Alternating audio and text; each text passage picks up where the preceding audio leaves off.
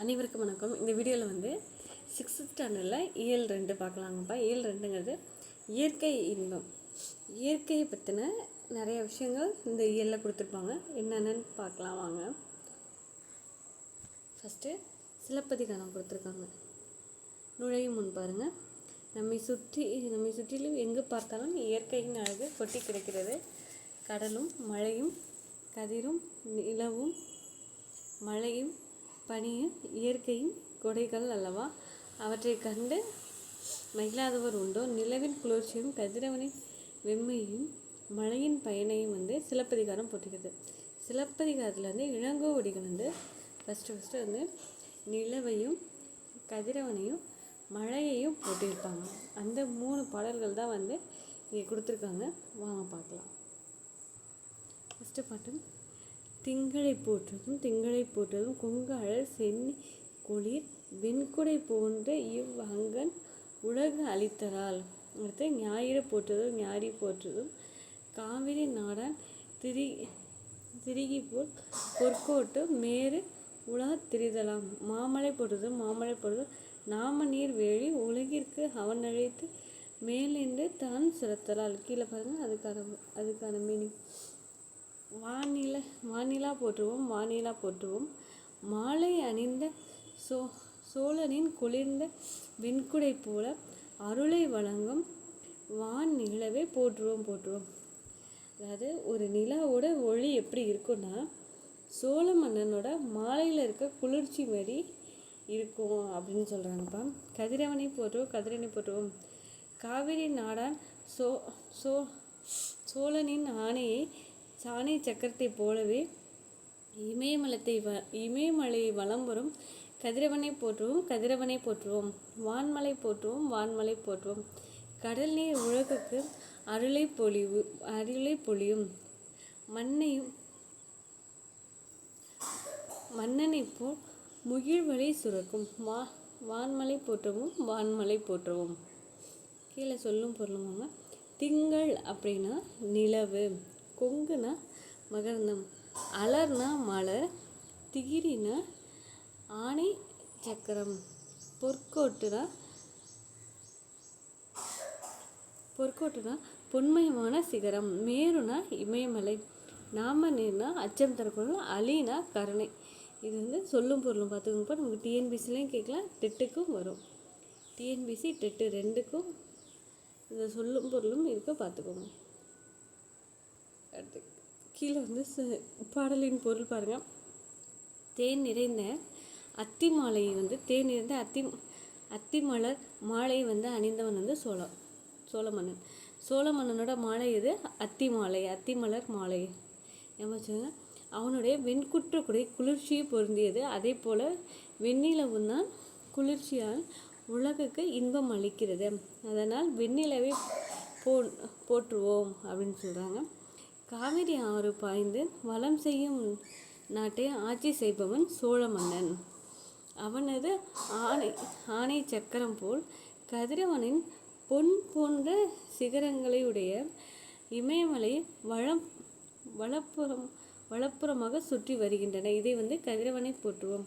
கதிரவன் வந்து இமயமலை வந்து வலப்புறமாக சுற்றி வர்றதுனால கதிரவனை போற்றுவோம் அப்படின்னு சொல்கிறாங்க. அதுக்கு இணையாக எதை சொல்கிறாங்கன்னா, காவிரி பாயும் வந்து வளமான ஆட்சி பகுதி யாரோடதுன்னா சோழ மன்னர்களோடதுப்பா. அவனது ஆணை சக்கரம் போல் எப்படி வந்து அவரோட ஆணை சக்கரம் வந்து சோழர்களோட ஆணை சக்கரம் காவிரி கழிமுக பகுதியை சுற்றி வருமோ அதே மாதிரி இமயமலை வந்து கதிரவன் வந்து சுற்றி வராங்க அப்படின்னு சொல்கிறாங்க. அச்சம் தரும் கடலை எல்லையாக கொண்ட உலகிற்கு மன்னன் அருள் செய்கிறான். அதே போல் மழை வானிலிருந்து பொழிது மக்களை காக்கிறது. அதனால் மழையை போற்றுவோம். அடுத்து நூல்வெளி பாருங்க. சிலப்பதிகாரத்தின் ஆசிரியர் வந்து இளங்கோவடிகள். இவங்க வந்து சேர மரபை சேர்ந்தவங்க. இதில் கொடுத்துருக்காங்க பாருங்கள். சிலப்பதிகாரம் என்னும் காப்பியத்தை இயற்றியவர் வந்து இளங்கோவடிகள். இவங்க சேர மரபை சேர்ந்தவங்க. சிலப்பதிகாரம் பதிகம் வந்து கூறுகிறது. இவங்க வந்து கிபி 2ஆம் நூற்றாண்டு. ஐம்பெரும் காப்பியங்களில் ஒன்று சிலப்பதிகாரம். இதுவே தமிழின் முதல் காப்பியம். முதல் காப்பியம் முத்தமிழ் காப்பியம், குடிமக்கள் காப்பியம். ஒரு குடிமக்களை பற்றி, ஒரு அரசரை பற்றி இல்லாமல் ஒரு சாதாரண குடிமக்களை பற்றி இயற்றின ஒரே காப்பியம் சிலப்பதிகாரம் தான். என்றெல்லாம் சிலப்பதிகாரத்தை போற்றுகிறோம்ப்பா. சிலப்பதிகாரமும் மணிமேகலையும் இரட்டை காப்பியங்கள் அப்படின்னு அழைக்கப்படுற நூல். ஏன்னா இதோட சிலப்பதிகாரத்தோட கதைத்தொடர்பு மணிமேகலையிலே இருக்கும். அதனால் மணிமேகலை சிலப்பதிகாரமும் கதை தொடர்பு கொண்டதால் திங்கள் ஞாயிறு மலை என இயற்கை வாழ்த்தாக இந்த நூல் தொடங்குகிறது. இறைவனை வாழ்த்து எப்படி ஒவ்வொரு நூலும் தொடங்குதோ அதே மாதிரி இந்த நூல் இயற்கை வணங்கி தொடங்குறாங்கன்னு சொல்கிறாங்கப்பா. அவ்வாழ்த்து பாடல் இங்கே பாடப்பகுதியாக தரப்பட்டிருக்காங்க. அப்படியே கீழே சரியான விடையை தேர்ந்தெடுத்துக்க. கழுத்தில் அணிவது தார் தான் கழுத்தில் அணிவது. அடுத்து கதிரவன் மற்றொரு பெயர் ஞாயிறு. வெண் குடை அப்படிங்கிறத பிரித்து எழுதுங்கன்னா வெண்மை ப்ளஸ் குடை. அடுத்து பொற்கோட்டு என்னும் சொல்லை பிரித்து எழுதுங்கன்னா பொன் ப்ளஸ் கோட்டு. அடுத்து கொங்கலர் அப்படிங்கிறத சேர்த்து எழுதுனா கொங்கலர். இதுதான் பதிக்காங்க. அவன் அழிப்போல் அப்படின்னா இதுக்கு இதுதான் ஆன்சர். அவன் அழிப்போல். அடுத்து கவிதை பேழை பார்க்கலாம். காணி நிலம். காணி நிலம் அப்படிங்கிறது பாரதியார் அவர்களோட பாட்டு. நுழையும் முன் பாருங்கள். அடுக்குகளில் வாழும் பலர் இயற்கை தரும் இன்பத்தை ஏங்குகிறார்கள். வீடு என்பது எப்படி இருக்க வேண்டும் என்று பாரதியார் கற்பனை செய்கிறார். இயற்கை சூழலை உருவாக்க வேண்டியதன் தேவையை உணர்த்துகிறார். இயற்கையை பல வகையிலும் போற்றிடும் பாரதியாரின் கனவு இல்லத்தை பற்றி அறிவோம். பாரதியார் இப்போ நம்ம நகர பகுதிகளில் இறுக்கமான வீடுகளில் வசிக்கும் போது தான் நமக்கு இயற்கையோட அருமை தெரியும். அப்படி இயற்கையாக ஒரு வீட்டை கற்பனையாக பாரதியார் அவர்கள் எப்படி அமையணும்னு சொல்கிறாங்க பாருங்கள். காணி நிலம் வேண்டும் பராசக்தி, காணி நிலம் வேண்டும். காணி நிலம் வேண்டும், காணி அளவுக்கு நிலம் வேண்டும் அப்படின்னு சொல்கிறாங்கப்பா. அங்கு தூணில் அழகியதாய் நான் மாடங்கள் துய்ய நிறத்தினதாய் அந்த காணி நிலத்தினிடையே அங்கு மாளிகை ஒன்று கட்டித்தர வேண்டும். அந்த மாளிகை எப்படி இருக்குன்னு பாருங்கள். அழகான தூண்களையும் தூய நிறமுடைய மாடங்களையும் அது கொண்டிருக்கணும் அப்படின்னு சொல்கிறாங்க. அந்த மாளிகை கட்டித்தர வேண்டும். அங்கு கேணி அருகிலேயே தென்னை மரக்கீற்று இளநீரும் 10-12 தென்னை மரம் பக்கத்திலேயே வேணும். நல்ல முத்துச்சுடர் போலவே நில ஒளி முன் வர வேண்டும். அங்கு தூக்கண குயிலோசை சற்றே காதில் பட வேண்டும். என்றன் சிந்தை மகிழ்ந்திட வேண்டும். நன்றாய் இளம் தென்றல் வர வேண்டும் அப்படின்னு சொல்கிறாங்கப்பா. பாருங்க, நல்ல நீரை கொண்ட ஒரு கேணி இருக்கணும். கேணி அங்கே இருக்கணும். இளநீரை தரும் கீற்று தரும் தென்னை மரம் அங்கே பக்கத்தில் இருக்கணும். அங்கே முத்து ஒளி போல் நில ஒளி வீசணும் அப்படிங்கிறாங்க. காதில் இனிய குயில் ஓசை கேட்க வேண்டும். உள்ளம் மகிழுமாறு இளம் தென்றல் தவழ வேண்டும். ஒரு வீடு, அதில் 4 மாடங்கள் இருக்கணும். அது அழுக்கு படியாமல் நீட்டாக இருக்கணும். அங்கே பக்கத்தில் தென்னை மரம் இருக்கணும், கேணி இருக்கணும், அங்கே நில ஒளி இருக்கணும், காற்று இருக்கணும். இந்த மாதிரி ஒரு இயற்கை நிறைந்த அழகான வீடு அமையணும்னு அப்படி கற்பனையாக பாரதியார் அவர்கள் சொல்கிறாங்கப்பா. சொல்லும் பொருளும் பாருங்கள். காணி அப்படின்னா நில அளவையை குறிக்கும் சொல். காணி நிலம் என்ன? நில அளவை. மாடங்கள்னா மாளிகையின் அடுக்குகள். சித்தம்னா உள்ளம். நூல்வெளி பாருங்கள். 20ஆம் நூற்றாண்டின் இணையற்ற கவிஞர் பாரதியார். இவர் பெயர் சுப்பிரமணியன். இளமையிலேயே சிறப்பாக கவிப்பாடும் திறமை பெற்றவர். எட்டயபுர மன்னரால் பாரதி எனும் பட்டம் வழங்கி சிறப்பிக்கப்பட்டவர். தம் கவிதையின் வழியாக விடுதலை உணர்வை ஊட்டியவர். மண்ணுரிமைக்காகவும் பெண்ணுரிமைக்காகவும் பாடியவர். நாட்டுப்பற்றும் மொழிப்பற்றும் மிக்க பாடல்களை பலவற்றை படைத்தவர். பாஞ்சாலி சபதம், கண்ணன் பாட்டு, குயில் பாட்டு போன்ற பல நூல்களை இயற்றியுள்ளார். பாரதியாரின் கவிதைகள் என்னும் தொகுப்பிலிருந்து இப்பாடல் இயற்றப்பட்டது. பாரதியாரை பற்றி சொல்லணும்னா நிறைய விஷயங்கள் சொல்லலாம். பாரதி இளமையிலேயே கவிப்பாடம் திறன் பெற்றவனால எட்டயபுரம் மன்னர் அவங்களுக்கு பாரதி அப்படிங்கிற பட்டமே கொடுத்துருப்பாங்க. மண்ணுரிமைக்காகவும் பெண்ணுரிமைக்காகவும் போராடினவங்க பாரதியார் அவர்கள் தான். அடுத்து அவங்க இயற்பெயர் சுப்பிரமணியன். அடுத்து கீழே பாருங்கள். கேணி என்னும் கிணறு என்னும் சொல்லை குறிக்கும் சொல் கிணறு என்னும் சொல்லை குறிப்பது கேணி.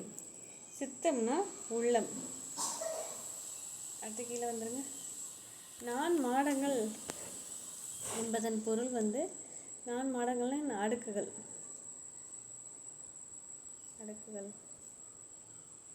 நன்மாடங்கள்னா நன்மை ப்ளஸ் மாடங்கள். நிலத்தின் இடையே என்னும் சொல்லை பிரித்து எழுதுங்கன்னா நிலத்தின் ப்ளஸ் இடையில். நிலத்தின் ப்ளஸ் இடையில்னு வரும். அடுத்து நில ஒளினா சேர்த்து எழுதுகிறது நிலவு ப்ளஸ் ஒளி அப்படிங்கிறது நில ஒளி அப்படின்னு ஈல இருக்கு. முத்து ப்ளஸ் சுடர் பிரித்து எழுதுங்கன்னா முத்து சுடர்னு சேர்த்து எழுதுனா இது வரும். அடுத்து கீழே முத்து சுடர் போல் நில ஒளி. தூய நிறத்தில் மாடங்கள் சித்தம் மகிழ்ந்திட தென்றல். அடுத்து உரைநடை விளக்கம் பார்க்கலாம்ப்பா. சிறகின் ஓசைன்னு ரெண்டாவது இயல் பார்க்கலாம் வாங்கப்பா. இது எப்படி ஒரு மனிதர் ஒரு பொருளை தேடி ஒரு வேலையை தேடி வெளிநாட்டுக்கு போயிட்டு திரும்ப நம்ம சொந்த நாட்டுக்கு வரோமோ அதே மாதிரி பறவைகளும் வெளிநாட்டுக்கு போயிட்டு நம்மளோட சொந்த நாட்டுக்கு வரும். அதை பற்றி தான் இந்த லெசனில் கொடுத்துருக்காங்க. வாங்க பார்க்கலாம். இங்கே பாருங்க. பறவைகள் போகாத நாடு இல்லை, மலைகள் இல்லை, நீர்நிலை இல்லை, பறவைகளோடு கொஞ்சம் பறந்து போகலாம் வாங்க அப்படின்னு சொல்லியிருக்காங்க. பறவைகளை பற்றி இந்த லெசனில் பார்க்கலாம் வாங்க. மனிதர்கள் எப்படி வெளியூருக்கு போயிட்டு திரும்ப சொந்த ஊருக்கு வராங்களோ அதே மாதிரி பறவைகளும் அவங்க வெளியூருக்கு போயிட்டு சொந்த ஊருக்கு வருங்க அப்படின்னு சொல்கிறாங்க. பாருங்கள். பறவைகள் கண்டமிட்டு கண்டம் பறக்கும். அது பெருங்கடலையும் மலையும் கூட கடந்து போகும். குறிப்பிட்ட காலத்துக்கு பிறகு அது இருந்த இடத்துக்கு திரும்ப சேர்ந்துருமா.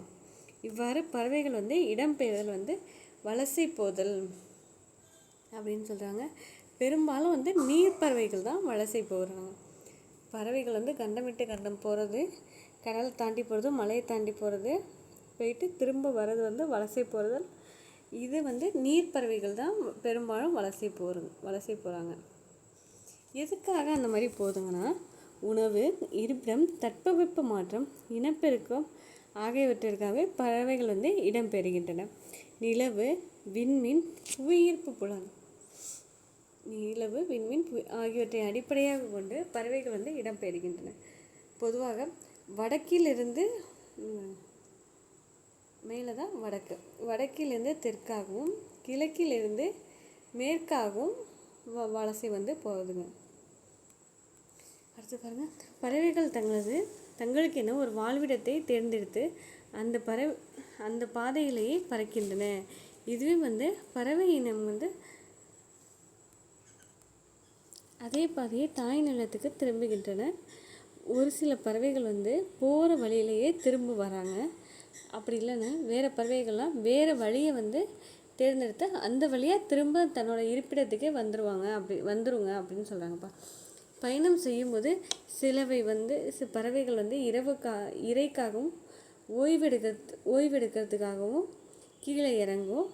ஆனால் இடையில் எங்கும் நிற்காமல் பறந்து வழியிடத்தை சேரும் பறவைகளும் உண்டு. சில பறவைகள் கீழே இறைக்காகவும் அதோட ஓய்வெடுக்கவும் கீழே வரும். சில பறவைகள் இடையில நிற்காமல் நேராக நம்ம வீட்டை பார்க்கறதுக்கு போயிடும். வலசை போகும்போது அந்த பறவைக்கு உடலில் என்னென்ன மாற்றங்கள் ஏற்படுது பாருங்கள்.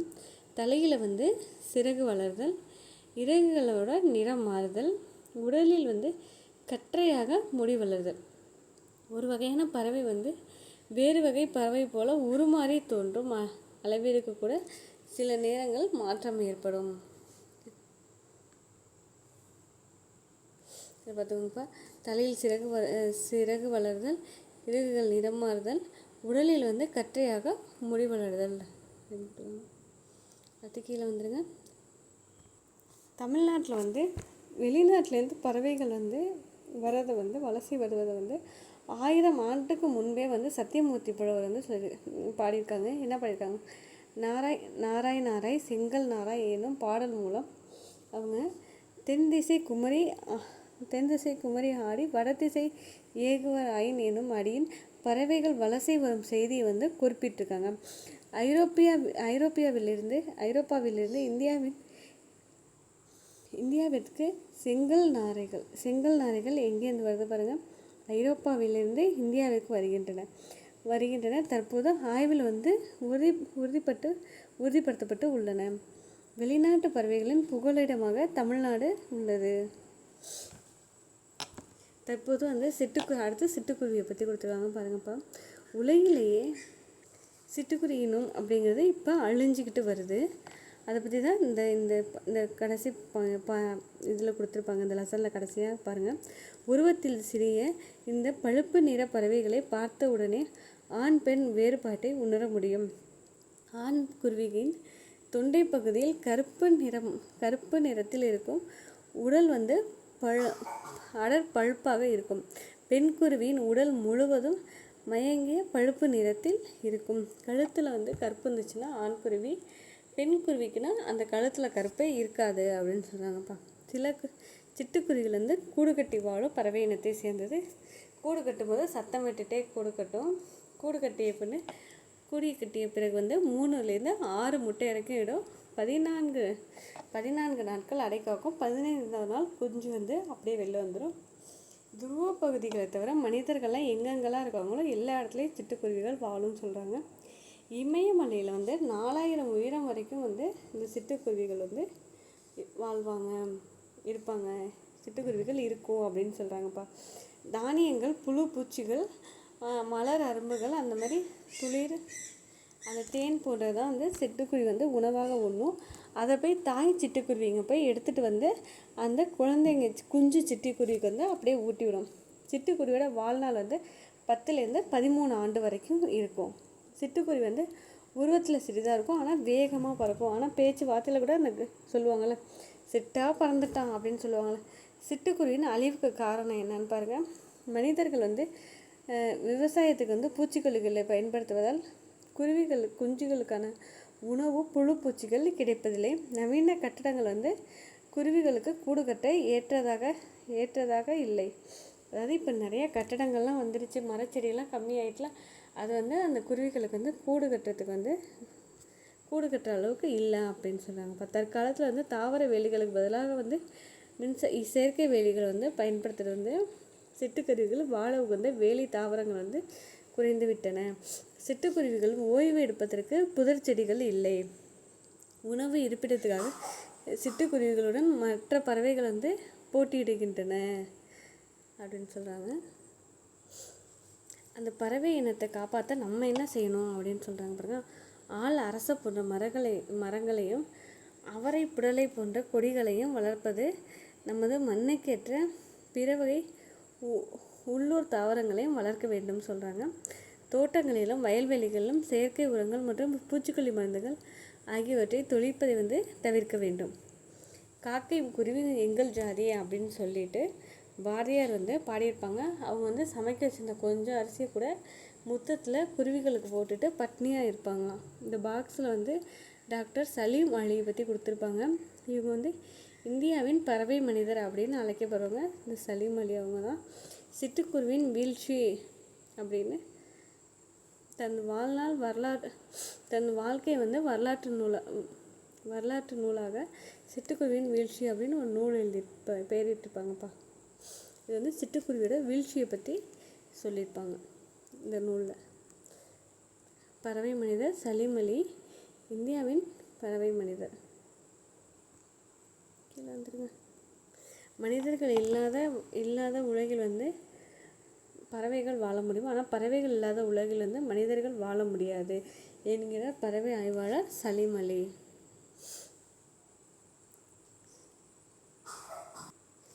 பறவை பற்றி படிக்கணும்னா ஆர்த்தியாலஜி எனப்படும் உலக சிட்டுக்குருவி தினம் வந்து மார்ச் 20. விடைக்கில் வந்துருங்க. சரியான விடையை தேர்ந்தெடுத்து எழுதுகிறேன். தட்பவெப்பம் என்பதை பிரித்து எழுத கிடைப்பது வந்து தட்பம் ப்ளஸ் வெப்பம், இதுதான் ரைட். வேதி உரம் அப்படிங்கிறத பிரித்து எழுத கிடைப்பது வந்து வேதி ப்ளஸ் உரம், இதுதான் ஆன்சர். தரையிறங்கு என்பதை சேர்த்து எழுத கிடைப்பது வந்து தரை இறங்கு. அடுத்து வந்து வழித்தடம் அப்படிங்கிறது வந்து சேர்த்து எழுதும் போது வழித்தடம் கிடைக்கும். அடுத்து வந்து சிட்டுக்குருவின் வாழ முடியாத பகுதி வந்து துருவ பகுதிகள்லாம் சிட்டுக்குருவியால் வாழ முடியாது. மிக நீண்ட தொலைவு பறக்கும் பறவை வந்து ஆர்டிக் ஆலம்.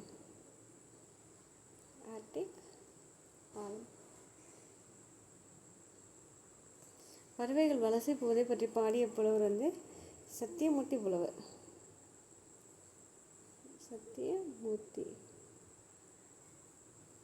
அடுத்து பறவைகள் இடம்பெயர்வதற்கு டேஸ் என்ற பெயர்னா வலசை போதல். பறவை மனிதர் வந்து டாக்டர் சலீம் அலி.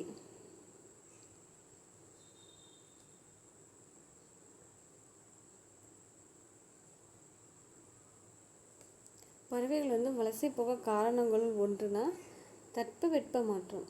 தட்பவெப்பம்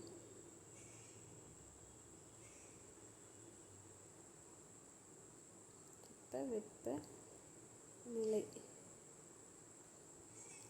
மாற்றம், இதான் வந்து பறவைகள் வந்து வலசை போகிறதுக்கான காரணம்.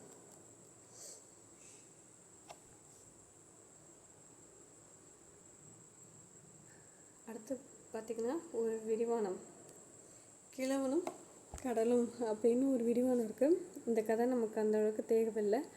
இந்த இந்த இந்த பாக்ஸ் பாயிண்ட் மட்டும் பார்த்துக்கோங்க. கிழவனும் கடலும் என்று ஆங்கில புதினம் வந்து தமிழில் மொழிபெயர்க்கப்பட்டு பாடக்கதையாக இங்கு சுருக்கமாக கொடுக்கப்பட்டுள்ளது. இந்நூல் வந்து 1954 வந்து நோபல் பரிசு பெற்றிருக்கும். இது மட்டும் பாருங்கள், 1954. ஆசிரியர் பேர் வந்து எர்னஸ்ட் ஹெமிங் பி. அடுத்து இந்த கதை தேவையில்லைப்பா, சும்மா ஃப்ரீயாக இருந்தீங்கன்னா வேணால் படித்து பாருங்கள். இது தாத்தா வந்து போராடி டெய்லி போய் மீன் பிடிக்கிறதுக்காக போயிருப்பார். மீன் கிடச்சிருக்காது. ஒரு நாள் ஒரு பெரிய மீன் கிடச்சிரும். அது வந்து போட்டில் கட்டிகிட்டு வருவார். அந்த வரும்போதே அந்த மீனோட எல்லா சதையும் போய் அந்த எலும்பு மட்டும்தான் அந்த மீனில் வந்து நிற்கும். அவர் ஒரு தன்னம்பிக்கையாக போராடினதுக்காக தான் இந்த கதையை கொடுத்துருப்பாங்க. அடுத்து அப்படியே கீழே வந்துருங்க. அடுத்து வந்து இலக்கணம், முதல் எழுத்தும் சார்பு எழுத்தும். எழுத்துக்கள் வந்து 2 வகைப்படும். முதல் எழுத்து, சார்பு எழுத்து. முதல் எழுத்துக்கள் என்னென்னு பாருங்கள். உயிரெழுத்து 12ம் மெய்யெழுத்து 18ம் ஆகிய 30 எழுத்துக்களும் என்ன எழுத்துக்கள் சொல்கிறோம்? முதல் எழுத்துக்கள் அப்படின்னு சொல்கிறோம். பிற எழுத்துக்கள் தோன்றுவதற்கும் இயங்குவதற்கும் முதற் காரணமாக இருப்பது வந்து இது வந்து முதல் எழுத்துக்கள் தான். எனவே இவற்றை வந்து முதல் எழுத்துக்கள் அப்படின்னு சொல்கிறோம். அடுத்து சார்பு எழுத்துக்கள் பாருங்களேன். முதல் எழுத்துக்களை சார்ந்து வரும் எழுத்துக்கள் சார்பு எழுத்துக்கள். சார்பு எழுத்துக்கள் மொத்தம் வந்து 10 வகைப்படும். என்னென்னு பாருங்கள். உயிர்மை, ஆயுதம், உயிரிழப்படை, ஒட்டலப்படை, குற்றியலுகரம், ஐகார குறுக்கம், அவ்வார குறுக்கம், மகர குறுக்கம், ஆயுத குறுக்கம் அப்படின்னு 10 வகையான சார்பு எழுத்துக்கள் இருக்குது.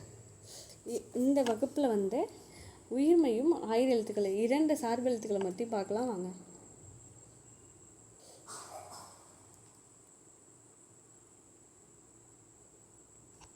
அடுத்து உயிர்மை. மெய் எழுத்துக்களும் உயிரெழுத்துக்களும் ஒன்றுடன் ஒன்று சேர்வதால் உயிர்மை எழுத்துக்கள் தோன்றுகின்றன. உயிரெழுத்தும் மெய்யெழுத்தும் ஒன்றுக்கு ஒன்று சேர்வதால் தோன்றுவதால் உயிர்மை எழுத்துக்கள் அப்படின்னு சொல்கிறாங்க. கீழே வந்துருங்க.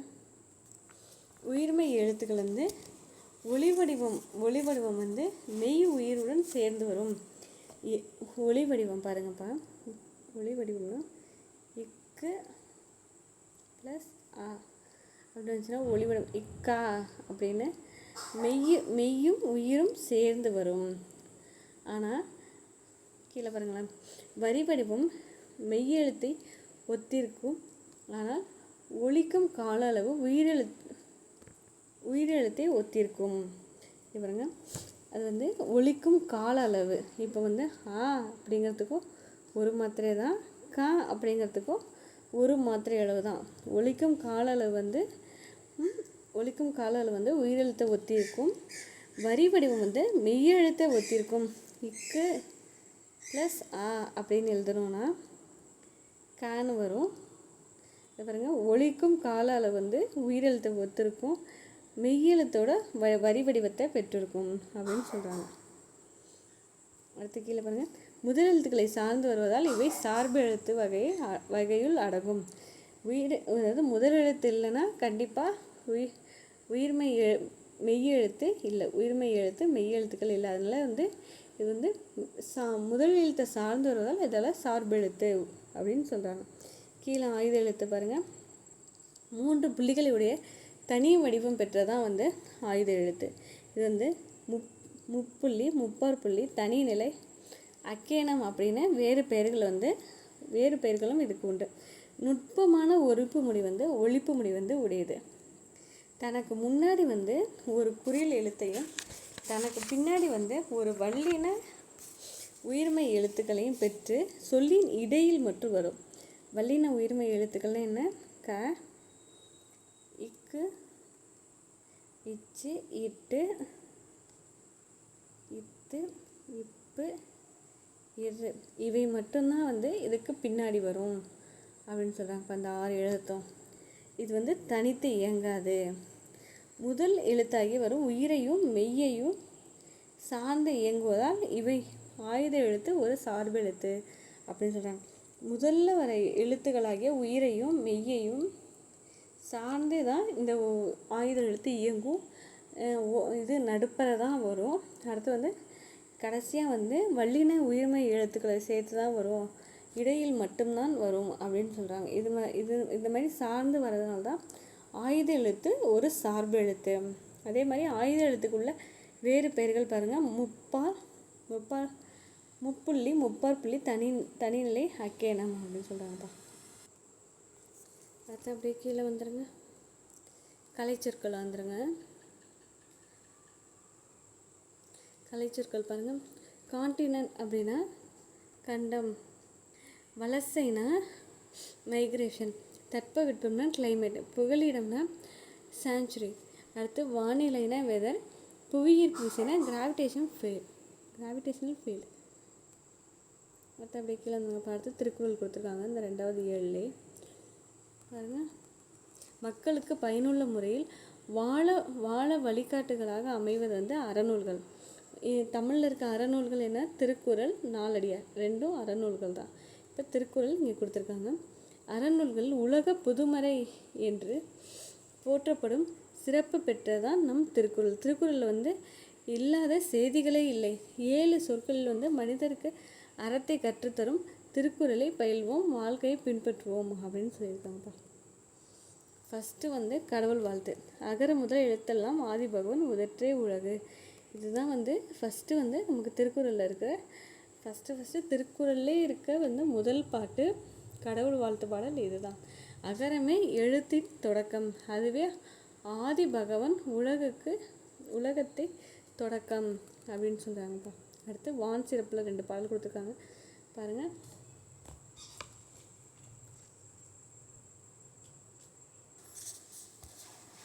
விண்ணின்றி பொய்ப்பின் வீண் உலகத்து உள்நின்ற உருட்டு பசி.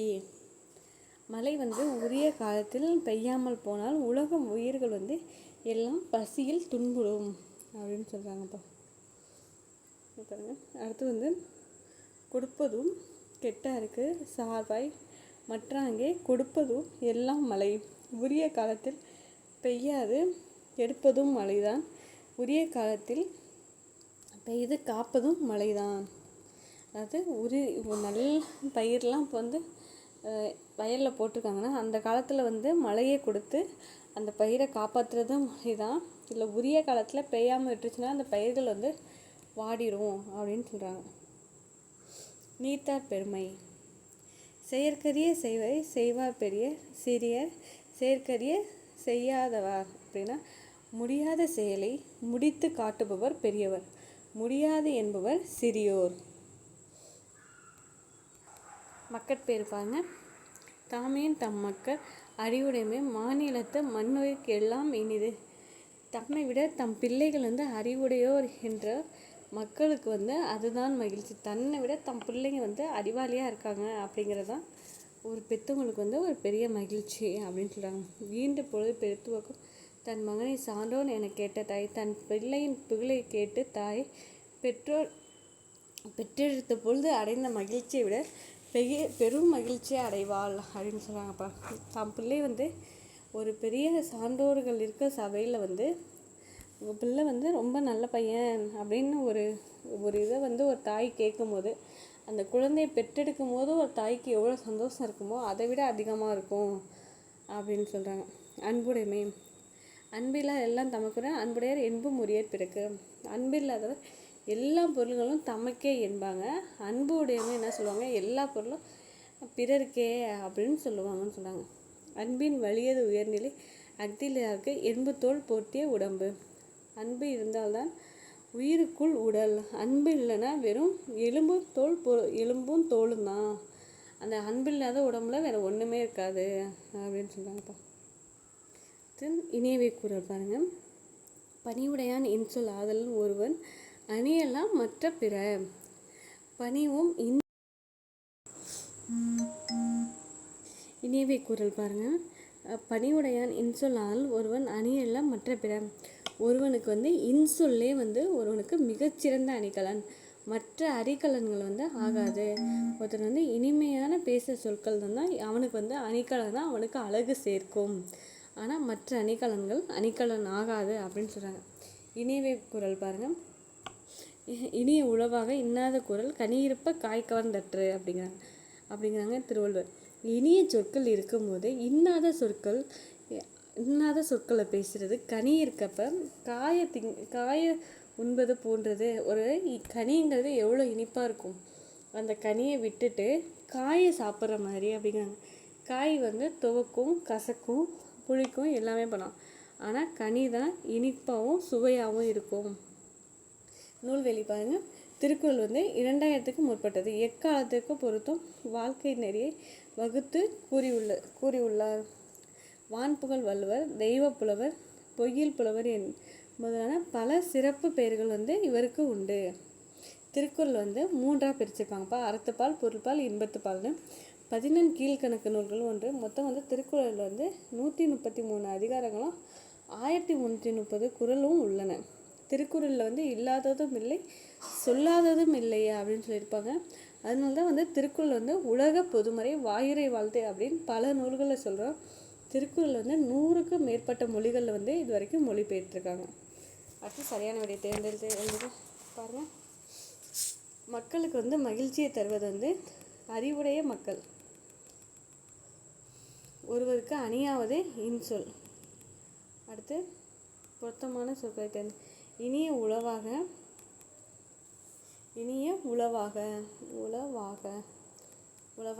இன்னாத கூறல் கனி இருப்ப காய் கவர்ந்தற்று. அன்பிலார் எல்லாம் இந்த டேஷில் வரும். எல்லாம் தமக்குரியர் அன்புடையர் என்பும் உரியர் பிறர்க்கு.